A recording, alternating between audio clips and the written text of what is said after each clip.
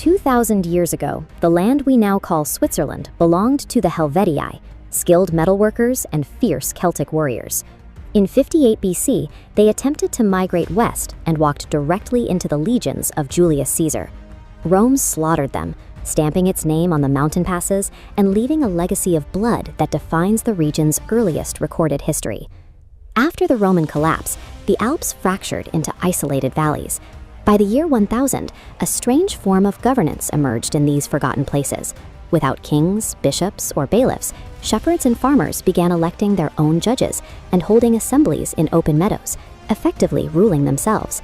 This independence was threatened by the Habsburgs, a family of regional nobles who wanted to control the lucrative Gotthard Pass.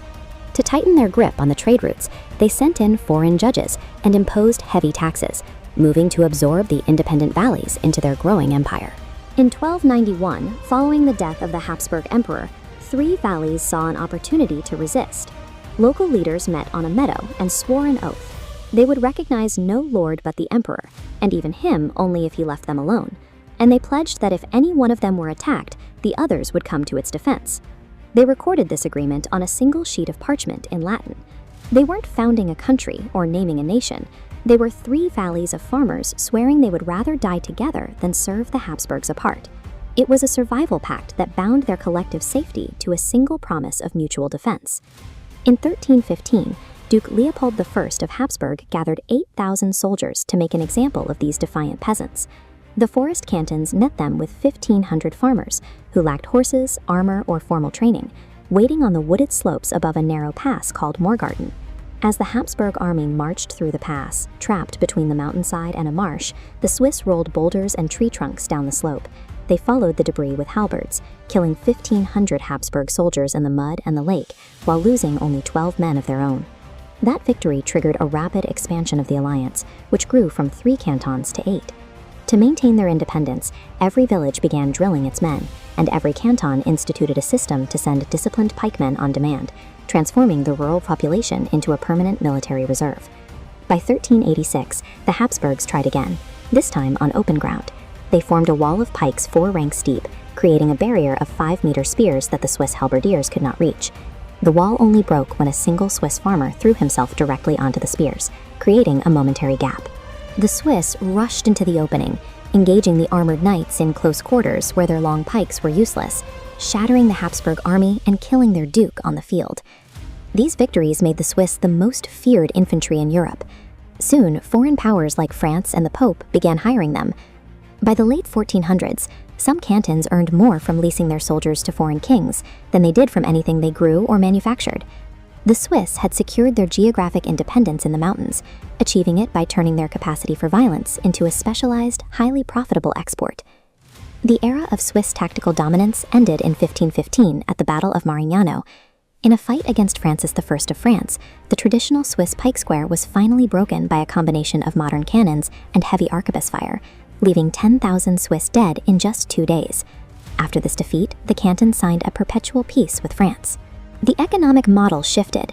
Instead of fighting the French, the Swiss would now be paid by them. For the next 2 centuries, Swiss regiments would be a permanent, paid fixture of the French military. The absolute loyalty of these mercenaries was demonstrated during the 1527 sack of Rome. While an imperial army mutinied and stormed the Vatican, 147 Swiss guards died on the steps of St. Peter's Basilica to protect the Pope's escape. By 1530, Switzerland had effectively outsourced its bloodshed. The country grew wealthy on foreign contracts, funding its development with casualties suffered in wars that were no longer its own. While the mercenary trade flourished, a new internal crisis emerged. In 1519, Huldrych Zwingli began preaching the Reformation in Zurich, reading the Gospels in German and calling for the abolition of the Mass. This created a religious fault line that ran straight through the Alps. The urban centers like Zurich and Bern went Protestant, while the original forest cantons remained Catholic, bringing the Confederation to the brink of a total civil war. In 1529, the opposing armies met at the village of Kappel, but refused to fight. Instead, the soldiers from both sides built a single fire on the border and cooked a soup of milk and bread together, the Catholics providing the milk and the Protestants the bread. The peace of the soup was short-lived. 2 years later, the Catholic cantons launched a surprise attack at the same village. Zwingli was killed in the fighting, and his body was desecrated and burned by Catholic soldiers to ensure no relics remained for his followers. The ensuing peace treaty established a role that was rare for the 16th century. Fundamental disagreement exist within the country became the seed of Swiss federalism. The Swiss discovered that survival did not require winning the argument, but rather choosing to stop having it at the national level. This internal tolerance allowed Switzerland to watch from the sidelines as the 30 Years' War devastated the rest of Central Europe. By 1648, the Peace of Westphalia formally recognized Swiss independence, a status the cantons had already maintained in practice for over a century. For nearly 300 years, the country sat out Europe's wars while growing rich through banking and watchmaking.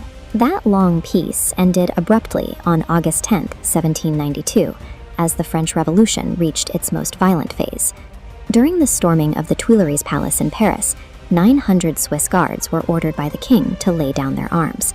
The revolutionary mob killed them anyway, hunting 600 of them through the gardens and executing many more in the streets and prisons that followed.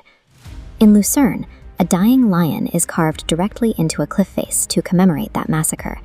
The monument serves as a permanent stone record of the tragedy that comes from dying for a foreign cause. The massacre, followed by Napoleon's invasion 6 years later, proved that the old model of mercenary contracts and a fragmented confederacy was no longer viable. The country was forced to transition from a collection of valleys into a centralized modern state.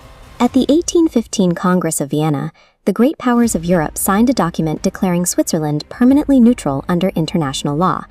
This was a strategic reset, turning the Alps into a buffer zone that no single empire could claim. In 1848, after a brief internal conflict, Switzerland adopted its first modern federal constitution. This created a single government that unified the 22 cantons while strictly preserving their individual languages and religions.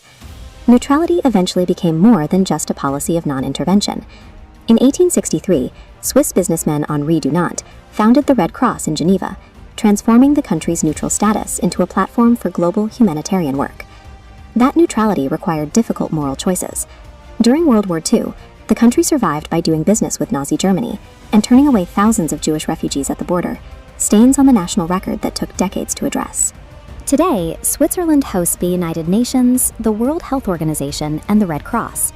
Its neutral status, established in 1815, still holds, making the country the primary destination for rival nations to settle their disagreements. Swiss neutrality is a pragmatic, calculated response to centuries spent mastering and suffering the horrors of war. After nearly 600 years of internal conflict and mercenary service, the country survives by letting its disagreements live within it, standing as the one place where the rest of the world comes to put out the fire.